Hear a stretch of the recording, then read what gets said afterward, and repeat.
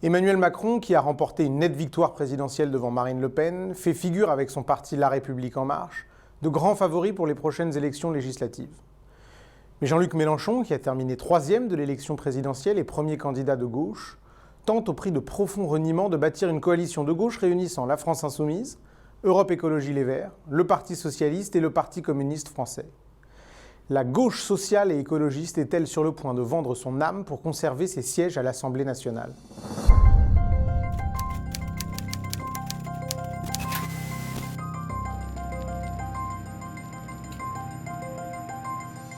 Le soir même de la victoire d'Emmanuel Macron à l'élection présidentielle, Jean-Luc Mélenchon demandait aux Français de l'élire Premier ministre en réunissant une majorité de députés La France Insoumise à l'Assemblée nationale.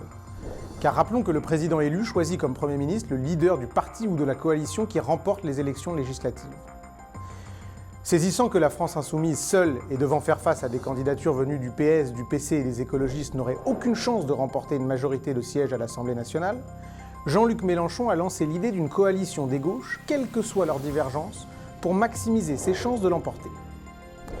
Il a d'abord trouvé un accord avec les écologistes, qui, compte tenu de leur score décevant à la présidentielle, n'avaient d'autre choix que d'accepter une coalition pour espérer récupérer quelques sièges à l'Assemblée nationale.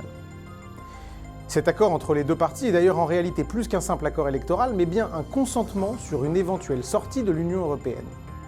Manuel Bompard, cadre du parti La France Insoumise, a d'ailleurs déclaré qu'ils étaient prêts à désobéir aux règles fixées par l'Union européenne pour appliquer leur programme. Ensuite, le Parti communiste a annoncé qu'un accord était trouvé avec le parti de Jean-Luc Mélenchon sur la base des propositions qui fondaient l'accord entre les écologistes et la France Insoumise. Mais que va faire le Parti socialiste ? Un accord semble être proche, malgré le fait qu'il pousserait le parti à renier son engagement européen de toujours, et que François Hollande et Stéphane Le Foll, piliers de la gauche socialiste, se sont frontalement opposés à cet accord. Sommes-nous en train d'assister à la victoire de l'extrême gauche sur la gauche ? Allons-nous assister au triste spectacle d'un abandon du socialisme sur tapis vert ?